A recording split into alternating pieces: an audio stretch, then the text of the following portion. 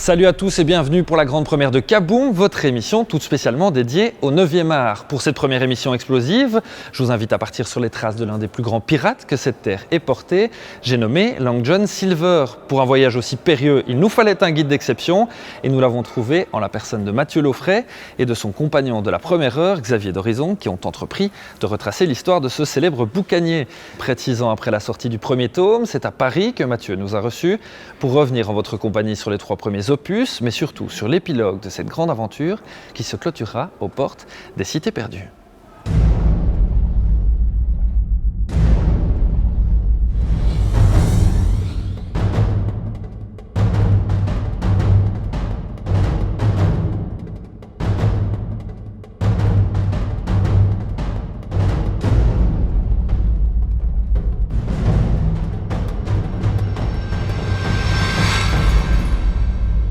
Long John Silver, c'est une idée de Xavier d'Horizon. Il avait eu cette idée en fait de faire une séquelle du roman de Stevenson, qui est Long John Silver, et de reprendre ces personnages, mais vieillissants, à une 60aine d'années, donc une bonne 20aine d'années après les faits de l'île au trésor, et à une époque où la piraterie a cessé d'exister, elle a été déclinée, l'armée s'est emparée des Caraïbes, s'est emparée de tous les territoires encore vierges, et donc il n'y a plus de place pour les pirates.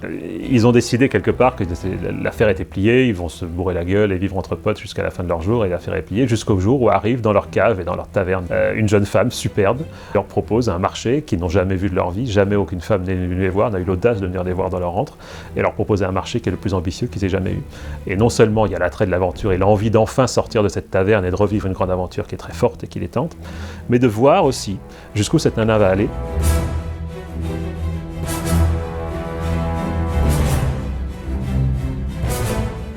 Le Long John Silver de l'île au trésor est un personnage qui est un personnage infirme, c'est clairement affirmé, assez manipulateur, qui se bat avec ses armes en fait, donc qui est un roublard, qui est un malin, qui passe toujours en dessous et qui organise globalement des complots, qui organise des prises de pouvoir, qui organise des dizainies, des dissensions. On l'a traité un petit peu différemment. Nous on a fait de Long John un personnage très charismatique et qui donc emmène les gens comme un tribun à la force de sa foi et de sa volonté. Le problème c'est qu'il se gourre sans arrêt. Il agit souvent par passion, il fait beaucoup d'erreurs, beaucoup de coups de sang qui le mettent, lui et tous les autres, dans la galère. Il est tempéré par un personnage qu'il a décidé d'emmener avec lui, qui est le docteur Livesey, qui lui est l'opposé absolu, qui est quelqu'un de pragmatique, de raisonnable, mais qui rêve, comme beaucoup d'entre nous, à ces horizons lointains, à ces mondes perdus qui existent et voilà, qui lui sont fermés. Lady Hastings est une jeune fille du monde qui, a priori, pourrait agir autant par frustration et par ennui que par détermination farouche. Et elle va découvrir, en fait, au fur et à mesure de sa révolte et de là où l'emmène la déraison complète de sa décision, qui était à la base « je me révolte ». Oui, d'accord, je me révolte, mais elle n'avait pas prévu que ça allait l'emmener sur 2 mois et demi de navigation, à remonter l'Amazone, en pleine jungle, confrontée à toute forme de menaces. Et toute l'aventure, on va montrer la façon dont lui la regarde et se demande en fait jusqu'où elle va tenir, quelles sont ses motivations réelles, et à jubiler littéralement devant l'audace et devant la témérité de cette femme.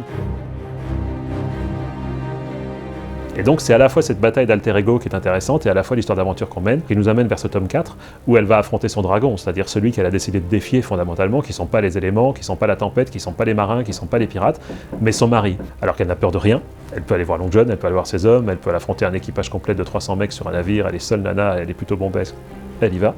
Et là, elle a quelque chose qui lui fait peur. Et ça, c'est la troisième chose qui fait très peur à Long John, enfin qui intrigue Long John, c'est comment se fait-il, qu'est-ce qu'est ce mec, comment se fait-il qu'il puisse faire peur à une nana pareille.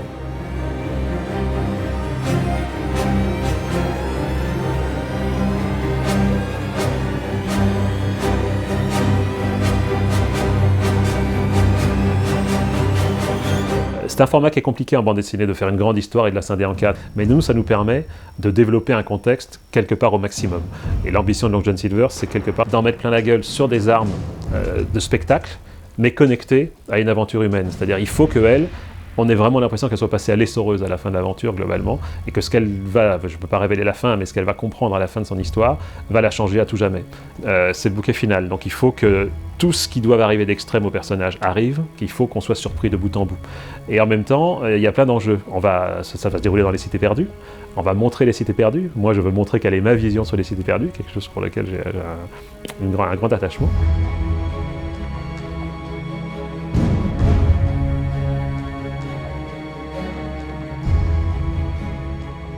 L'aventure est une manière de se découvrir et de se confronter à des choses qui vous font changer. Et ce qui ne peut pas arriver quand on est chez soi. Et j'aime bien cette idée. D'ailleurs, là, la fin de l'histoire va se traduire par un legs, véritablement, un testament de ce que nous, on pense du genre aventure et pourquoi c'est un genre qui est éternel.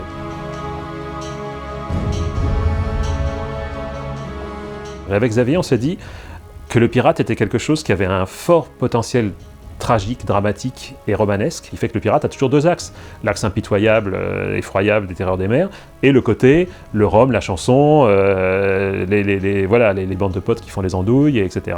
Et ça peut aller du corsaire rouge avec Burt Lancaster qui saute partout avec des collants à rayures, ça peut être Johnny Depp qui fait l'andouille surlooké, et ça peut être quelque chose de beaucoup plus réaliste, un peu plus à la Master and Commander.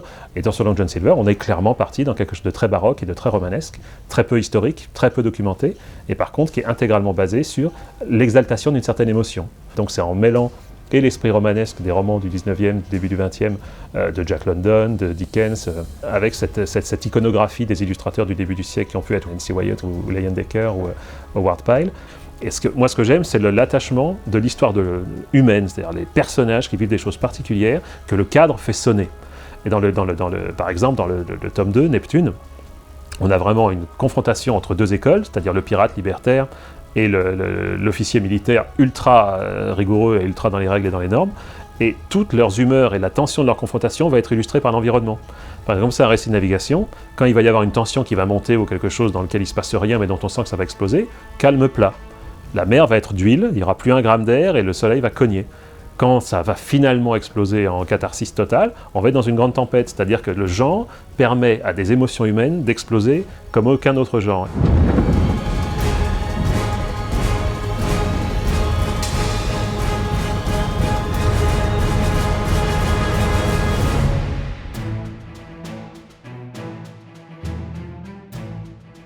J'ai été au musée de la Marine, j'ai pris des bateaux de référence, des navires de référence pour voir comment ça marche. Le costume est davantage fait, je ne vous cache pas, pour caractériser l'état d'esprit et la sensibilité du personnage, sa volonté de se looker lui-même, que le costume d'usage par rapport à la fonction. Voilà, les costumes des officiers sont corrects, il y a un certain nombre de choses qui sont correctes, mais on base totalement la crédibilité de nos histoires sur la crédibilité émotionnelle de nos personnages. C'est-à-dire que si on a besoin que l'humeur du personnage soit soutenue par un cadre environnemental qui le fasse résonner, on prend la liberté de le faire. Et même si les côtes d'Amérique du Sud, il n'y a pas de falaise, ben c'est pas grave. Nous, on va en mettre parce qu'on en a besoin et qu'on pense que la façon dont ils se confrontent à un mur est nécessaire pour notre dramaturgie, et on préfère s'autoriser ça que se l'empêcher pour des raisons historiques ou géographiques. Développer un univers de pirates, ça donne aussi envie de faire des quantités d'images, parce que c'est l'univers d'une force. Il y a un truc qu'il faut comprendre, moi que j'ai compris uniquement en faisant cette histoire de pirates, c'est la force du genre. C'est énorme, c'est-à-dire que c'est quelque chose qui existe déjà dans la tête des gens, qui connaissent, dont on n'a plus qu'à donner son interprétation. L'énorme chance de la BD, c'est que on fait ce qu'on veut, absolument ce qu'on veut. C'est-à-dire ce qu'on décide de faire le matin, globalement on l'a le soir. L'énorme problème, c'est qu'on l'a avec ses compétences. C'est merveilleux de liberté et terrible de confrontation à soi-même, parce qu'on est constamment obligé d'être la solution à tous nos problèmes. C'est pas designer des costumes, c'est pas grave, il faut le faire. On n'est pas bon en perspective, c'est pas grave. T'es pas bon en couleur, c'est pas grave. Il faut le faire. Et il faut arriver à dominer le truc.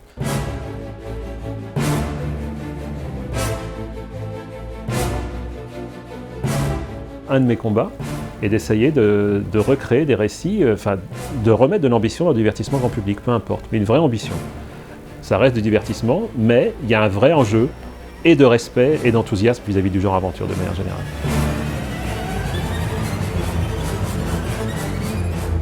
Merci à tous de nous avoir accompagnés pour la grande première de Kaboom. Il me reste très peu de temps pour vous donner rendez-vous le mois prochain pour une nouvelle émission.